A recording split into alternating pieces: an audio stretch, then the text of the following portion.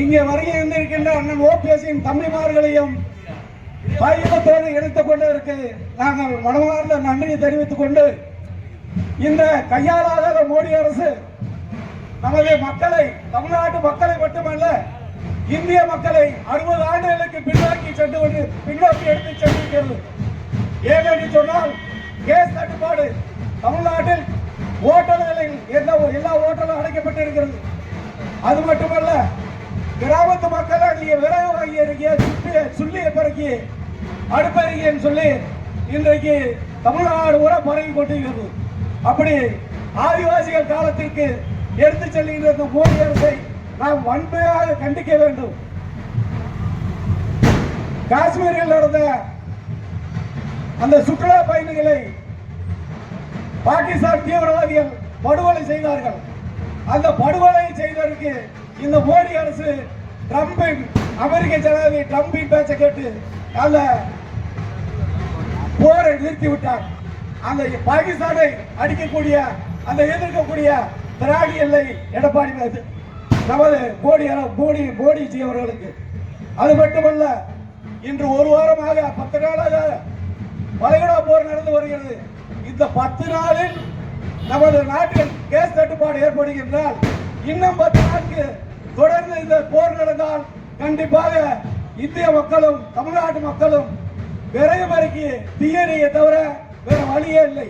அப்படிப்பட்ட இந்த மோடி அரசுக்கு நாம் அனைவரும் வருகின்ற தேர்தலில் கண்டிப்பாக ஒன்றுபட்டு தேசிய முற்போக்கு கூட்டணி நிர்வாகிகள் அத்தனை பேரும் அயராது பாடுபட்டு நமது தலைவர் ஸ்டாலின் தரத்தை வலுப்படுத்துவோம் என்று கூறி வாய்ப்புக்கு நன்றி கூறி விடைபெறுகிறேன். நன்றி, வணக்கம். பொருத்துவார்கள் என்பது நேரத்திலே கூறிக்கொண்டு வாய்ப்புக்கு நன்றி கூறி விடைபெறுகின்றேன். நன்றி, வணக்கம்.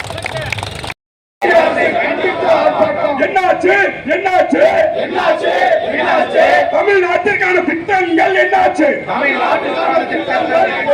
வரவில்லை வரவில்லை வரவில்லை வரவில்லை குடிநீர் நிதி வரவில்லை குடிநீர் நிதி வரவில்லை. இந்த தேசத்தை அடகு வைக்காது.